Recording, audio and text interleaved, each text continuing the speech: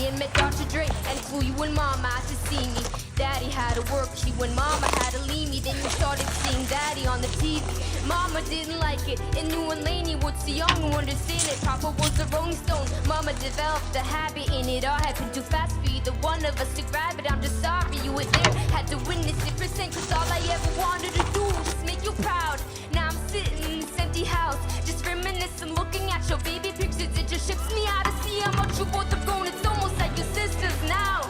Wow, guess you pretty much up. Daddy, see here, Laney, I'm talking to you too. Daddy, see here, I like the sound that shit. It's got a ring to it, don't it? Shh, Mama's only down for the moment. Daddy's gonna buy you a